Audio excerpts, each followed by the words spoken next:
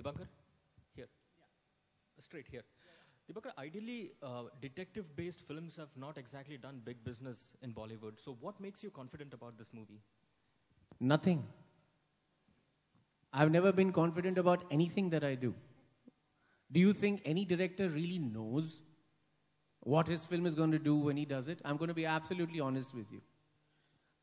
But then you'll stop making films. I can't do that. I know all my films. I mean, the fact that I'm surviving in Bollywood is a miracle by itself. I mean, we shouldn't be asking question as to, why what is your next film? The question is, how come you're still making films? After Love, Sex or Dhoka, after Shanghai, after following up Oye Lucky, after Khosla Ka Ghosla, not making Khosla Ka Ghosla 2, and I'm still surviving, and I'm now working in partnership with India's biggest studio. So I have no answer to these questions. मेरे को खुद नहीं पता. So I don't think any director says before he makes his film कि यार बड़ी गंदी picture बनाई यार बहुत फ्लॉप होगी. So हम ये भी नहीं कह सकते कि ये फैंटास्टिक फिल्म है genuinely. हम ये भी नहीं कह सकते कि ये बहुत बुरी फिल्म है. हम यही कह सकते हैं कि this is the film that I've been dying to make since after Khosla Ka Ghosla. And slowly and slowly and slowly and slowly over 4 films, I gathered the power, the knowledge, the resources to make this film. And what we have done is that we have done our best and then gone 5 steps forward. Because my dream was to see Byomkesh Bakshy on screen, because Byomkesh Bakshy is an immortal Indian character. हम जब Batman देखते हैं, हम जब Sherlock Holmes देखते हैं, और उन फिल्मों को देख के जब हम करोड़ों की बोलियां बोलते हैं, तो मेरे को थोड़ी दिल में चोट लगती है. क्योंकि we have everything in Indian literature that could be our own icons. Detectives, superheroes, anti-heroes, character, villains. Our writers have given literature and characters on par with the world. And the dream is to start bringing them onto screen one by one. क्योंकि हर film का source अगर DVD हो जाए तो फिर किताब कहाँ जाएगी, कहानियां कहाँ जाएंगी. That is why I made this film. And एक और चीज, हर फिल्म ने अगर 45 साल का एक आदमी 22 साल के एक लड़के की एक्टिंग करके 23 साल की एक लड़की के साथ रोमांस करेगा, तो फिर दूसरी कहानियों को जगह कब मिलेगी? और उन कहानियों की जरूरत है. Sorry? I am not insinuating at anyone. I am telling you the actual state of what we make as commercially successful films, which really work, which are good. But that doesn't mean that there is no variety of diet that we shouldn't try and give the audience. Because I was speaking to Adi, and this is about 1.5 years back. Adi said that why can't we make your kind of films the future mainstream of India?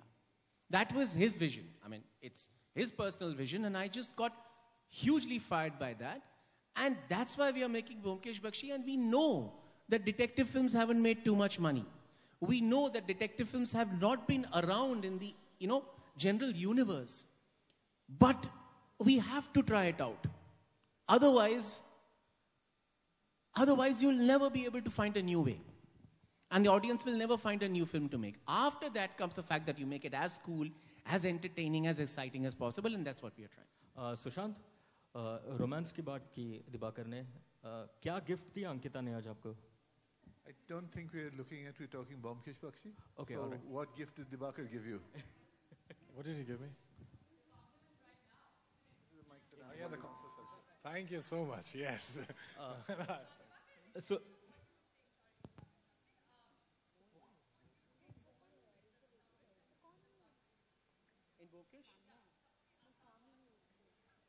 See, the toughest part was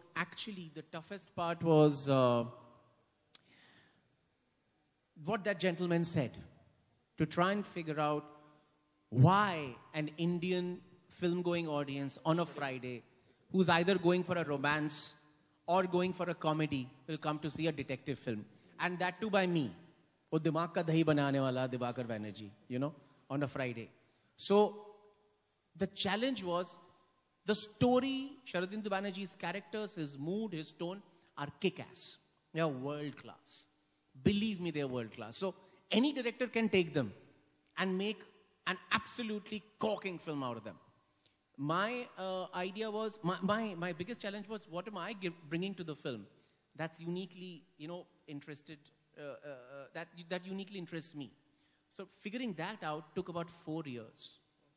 And then writing the script in about 1.5 years with Urmi, my co-writer. That was the toughest part. The breaking in of the angle of attack of the story.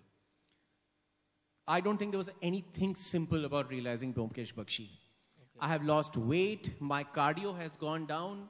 My cholesterol has come up.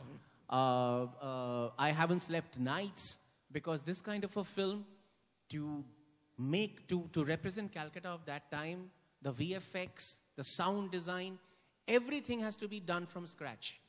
There is no traffic ambience that I can use from any contemporary sound source for Calcutta of 1943.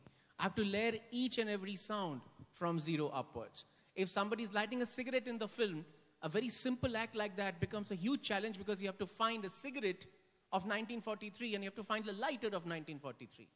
So it's been a huge challenge, but it's been the most fun of my life. Most fun film experience. Sushant, straight here. Sushant. Just a minute.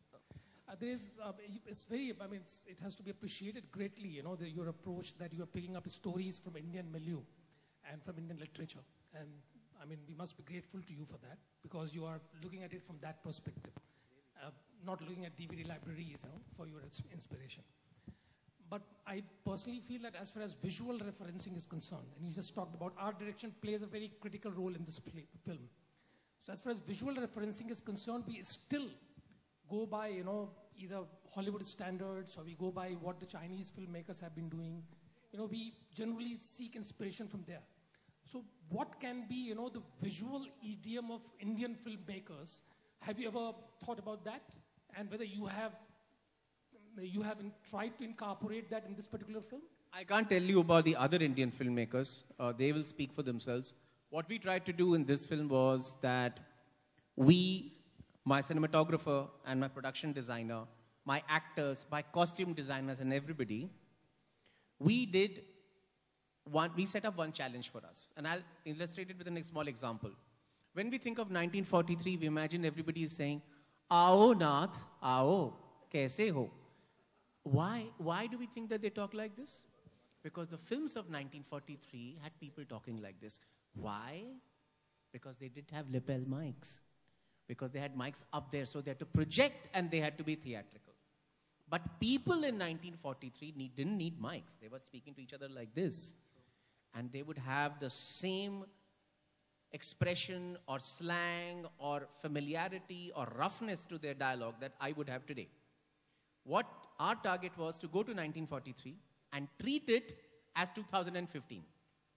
So my cinematographer, my actors, my production designer, my costume designers, our brief was research 1943, put it up faithfully, then portray it with your eyes of 2015. So when you see it, you, the person of 2015, will feel that this is 1943.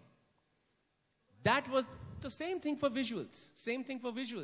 If I was living in 1943, would I do a huge camera sweep to show you, look, this is Calcutta of 1943. Today when I shoot a thriller, I will shoot a gritty, dark, interesting frame. I will not try and show you the architecture. Same way, when you go to 1943, you shoot it just like a modern thriller, but you see 1943. So that's the idiom that we brought. Sushant. We'd like to take the last two questions. Sushant here. Sushant. Yes. Excuse me, Divakar.